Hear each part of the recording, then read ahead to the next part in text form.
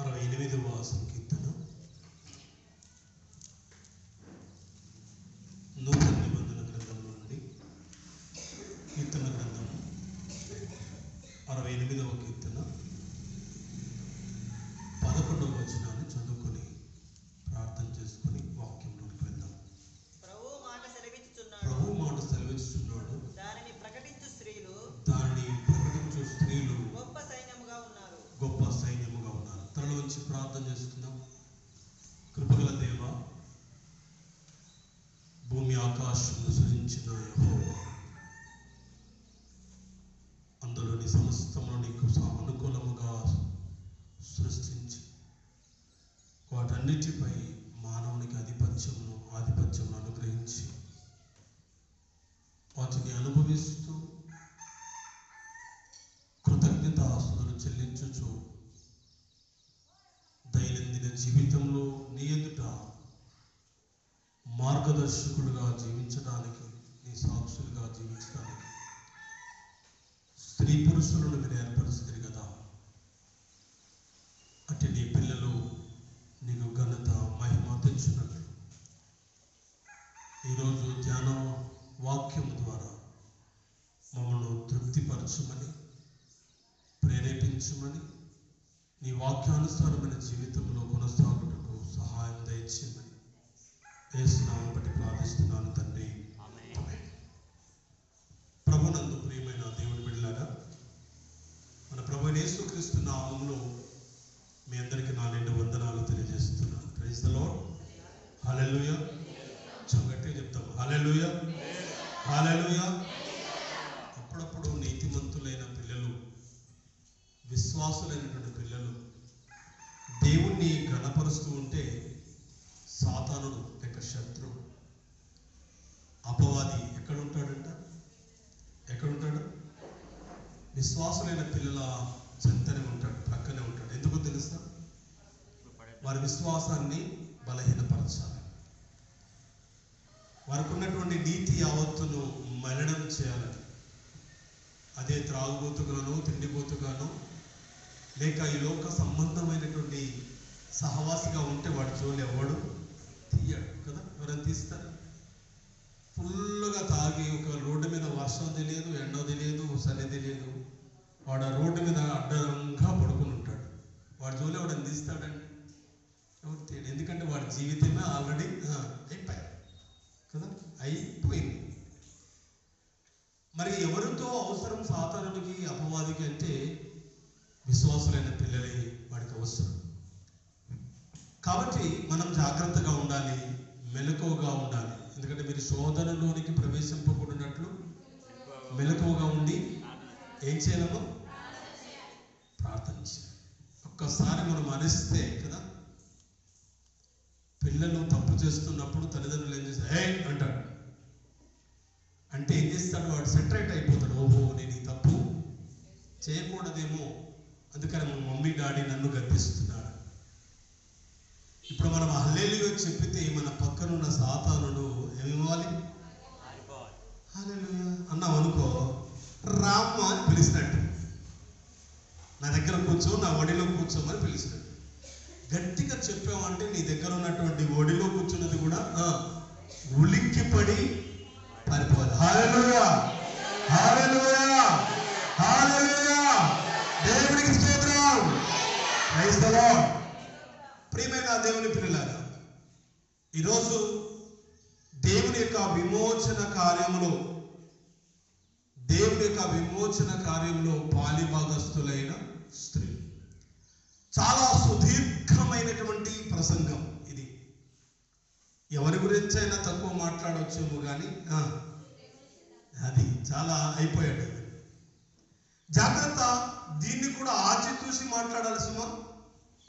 ఎక్కడన్నా చిన్న తప్పిదము దొర్లినా ఒక మాట, ఒకవేళ పురుషుడిగా ఉన్నటువంటి వాడు ఒక మాట జారి అన్నాడా, వాడికి కూడు బంధు, గుడ్డ బంధు, అన్ని బంధు కదా.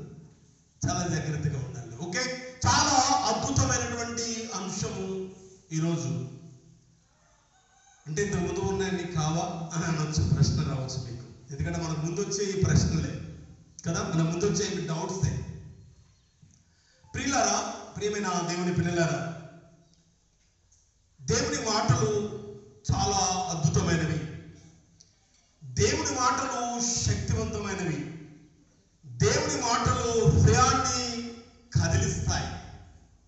జాగ్రత్తగా వినండి.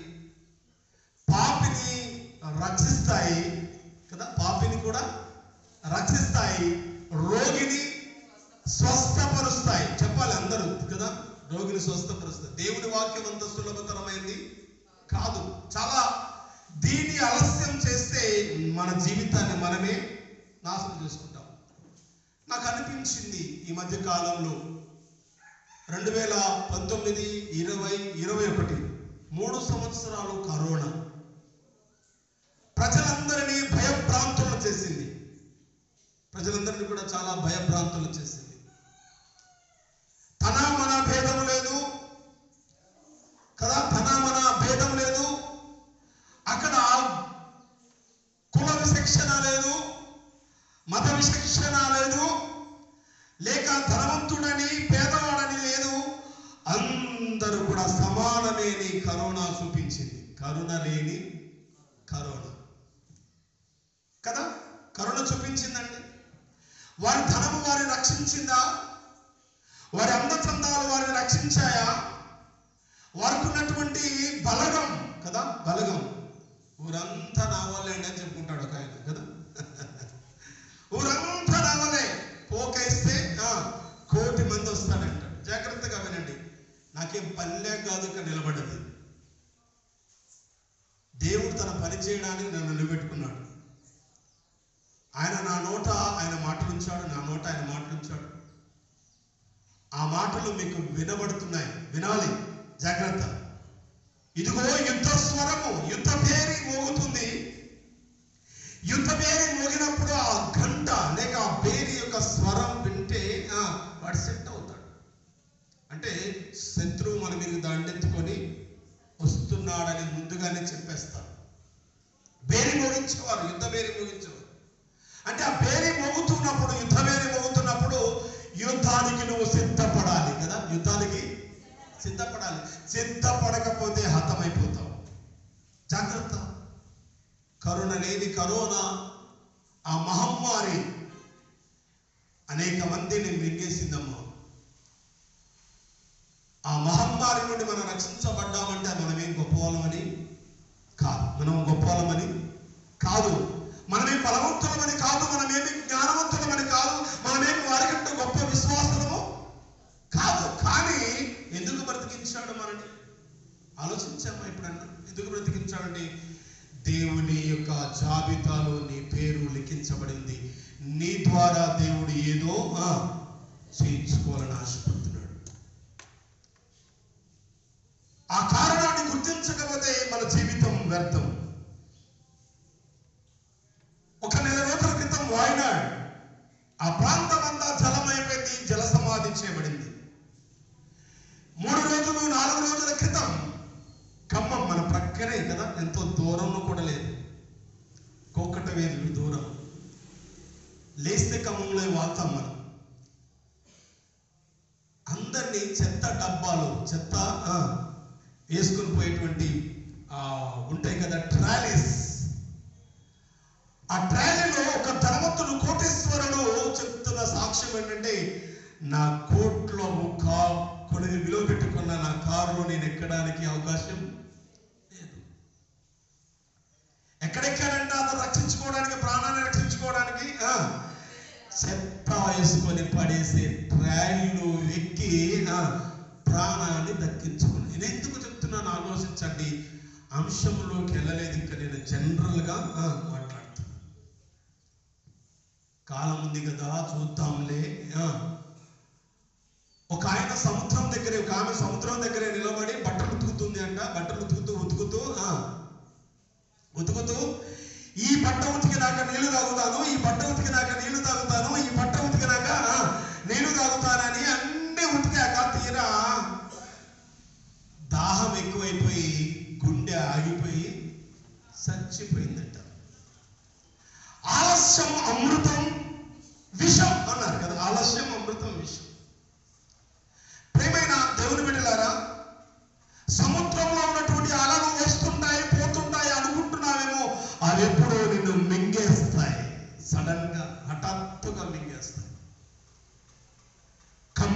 విజయవాడ ప్రాంతాల ప్రజలకు ఒక్కసారి మనం దగ్గరికి వెళ్తే తెలుస్తుంది, లేక మీడియా ద్వారా చూస్తే తెలుస్తుంది. వారి ఆర్తనాదాలు, వారు సంపాదించినటువంటి వారి ధనం, వారు కూడబెట్టుకున్నటువంటి కోట్ల రూపాయలు కదా. అప్పుడప్పుడు ఈ 2-3 రోజుల నుంచి ఒక స్టేటస్ లో పెడుతున్నటువంటి ఒక మాట విన్నాను. వారు వాస్తులు వారిని రక్షించలేదు, వాస్తులు పెట్టి కట్టించుకున్నా ఇల్లు మిగలలేదు కదా. నిజమైన వాస్తు ఎవరంటే యేసు క్రీస్తే అంటాడు. హల్లెలూయా, హల్లెలూయా. నీ వాస్తు ఎక్కడ కట్టబడాలంటే క్రీస్తు అను బండ మీద, క్రీస్తు అను బండ మీద నీ ఇల్లు కట్టాలి. అమ్మలారా, అయ్యలారా, చాలా భయంకరమైన దినాలు, చాలా భయంకరమైన దినాలు. ఒక్క రోజు వాన, ఒక్క రోజు కురిసిన, ఒక రోజు కూడా కాదు కదా, ఒక రోజా, ఒక రాత్రి కురిసినటువంటి వాన ఏమైందండి? కోట్ల ప్రజల జీవితాలు అల్లకల్లోలమైపోయాయి. ఒక్క రాత్రి మన జీవితంలో ఒకవేళ అదే రాత్రి చివరి రాత్రి అయితే నువ్వు సంపాదించినది ఏమవుతుంది? నువ్వు కూడబెట్టుకున్నది ఏమవుతుంది? నువ్వు ఆశపడిన నీ జీవితం ఏమవుతుంది? ఆలోచించండి. అర్ధాంతరంగా మన జీవితాలు పోవడానికి దేవుడికి ఇష్టం లేదు. అప్పుడప్పుడు మేము మాట్లాడుకుంటూ, అమ్మగారు మేము అనుకుంటున్నాం ఇంట్లో కూర్చొని మాట్లాడుతూ, దేవుని ఉగ్రతకు ఆసన్నమైంది, దేవుని ఉగ్రత సమీపమవుతున్నది, దేవుని యొక్క ఉగ్రత సమీపమవుతున్నది. ఎవరికి చెప్పుకుంటాడట? ఆకాశమా, మనుషులు ఆయన మాట వినట్లేదు కాబట్టి ఏం చెప్పుకుంటున్నాడు? ఒక్కసారి ఆలోచించు. సృష్టి మిగుల ఆశతో దేవుని కుమారుల ప్రత్యక్షత కొరకు ఏం చేస్తున్నాడటమ్మా? దేవుని సృష్టి, దేవుని కుమారుల ప్రత్యక్షత కొరకు తేరి చూస్తుందట. తేరి చూడడం అంటే ఎక్కడైనా ఉన్నారా అని తేరి చూస్తుందట. ప్రకృతికి దేవుడు ఆజ్ఞాపిస్తే అగ్ని ఆపగలడా? నీటి ప్రవాహాన్ని ఆపగలడా మానవుడు? దేవుడు ఇచ్చేటువంటి ఉపద్రవాన్ని ఎవరైనా ఆపు చేయగలడా? ఎన్ని ఆనకట్టలు కట్టినా కొట్టుకుని పోతాం, జల సమాధి చేపడతాం. మనకు తెలుసు, నోవాహు కాలంలో జల సమాధి చేయబడి అనేక మంది చనిపోతే దేవుడు చాలా తన హృదయంలో సంతాపపడ్డాడు. మనం నశించుట దేవునికి ఇష్టం లేదు. వాక్యంలోనికి వద్దాం. ప్రియమైన దేవుని బిడ్డలారా, ఇవన్నీ హెచ్చరికతో కూడిన మాటలు వినడానికి దేవుడు మీకు ఇచ్చిన సమయాన్ని బట్టి దేవుడికి స్తోత్రం చెల్లిస్తున్నాను. కూడికొచ్చిన మీ అందరికీ నా నిండు వందనాలు. ఎందుకంటే ఈ యుద్ధవేది లేక ఈ కడవరి కాలంలో దేవుని మాటలు మీకు వినబడ్డాయి. ఆ వినకుండా వారి చెవులు మూతపడిన అనేకులు ఏమవుతుందో వారికి అర్థం కాదు కదా. నోవా ఆ ఓడ మునిగిపోయింది. అలాగే మనందరం తెలుసు కదా, టైటానిక్ షిప్ చూసారా? టైటానిక్ షిప్ మీరు చూడలేదు కదా, అనవసరం ఏదో పిక్చర్లో చూసి ఉండొచ్చు కదా, విన్నారు సినిమా. ప్రియమైన వాళ్ళ కొంతమంది వారి ప్రాణాలు దక్కించుకోవాలనుకుంటున్నారు, కొంతమంది ఏమో ఆస్తులు దక్కించుకోవాలనుకుంటున్నారు. కానీ కొంతమంది ఏమో ఎలాగో అన్నీ అయిపోయాయి కాబట్టి స్తుతిస్తూ దేవుని సన్నిధికి చేరుకోవాలి. ఏంటి? కే పడవలో ఉన్న మనుషుల్లో ఇన్ని రకాలైన ఆలోచనలు ఉన్నాయి. ఈ ప్రయాణం చేస్తున్నటువంటి ఓ నా ప్రియ సహోదరి సహోదరులారా, ప్రభు యొక్క దేవుని యొక్క విమోచన కార్యములో పాలి భాగస్థులుగా మీరున్నారా? దేవుని యొక్క ఘనమైనటువంటి పరిచర్యలో ఎక్కడదండి? ఉదయం లేచిన దగ్గర నుండి మా ఆయనకి వండి పెట్టాలి, మా పిల్లలకి తిండి పెట్టాలి, నేనేమి బతికి బట్ట కట్టాలి అని ఆలోచిస్తున్నావా? ఇది జీవితం కాదు. ఇంతలో కనబడి అయిపోయేదండి. ఆవిరి వంటి మన జీవితం. అయ్యో, నిన్ననే మాట్లాడాడండి నా సహోదరుడు, నాకు ఇష్టమైనటువంటి తగరం శ్యామ్ గారని. నేను చేస్తున్న టైంలో, బీటెక్ చేస్తున్న టైంలో ఏసీటీసీ కాలేజీలో close friend, my close friend. చాలా మందికి నేను ఆ ఫొటోస్ పెట్టాను, నా స్టేటస్లో పెట్టాను.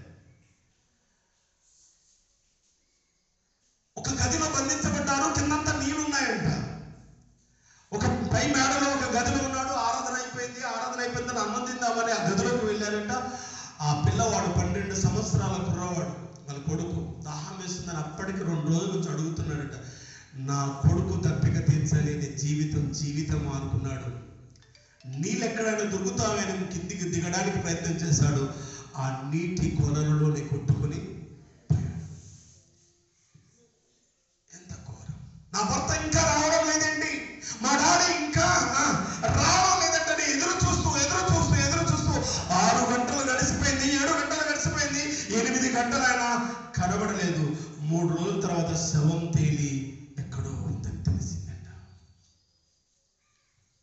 ఎంత భయంకరం. నాకు అనిపించింది, అయ్యా నీ సేవకుడే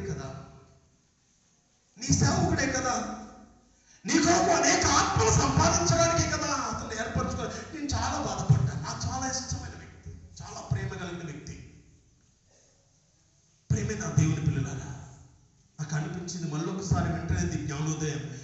ఒక తోటమాలి తన తోటలో అందమైన పూలని కోసుకుంటాడు కదా, అంత వికారమైన పూలను కోసుకోడు కదా, మరి మననే దేవుడు జ్ఞానోదయం చేస్తాడు.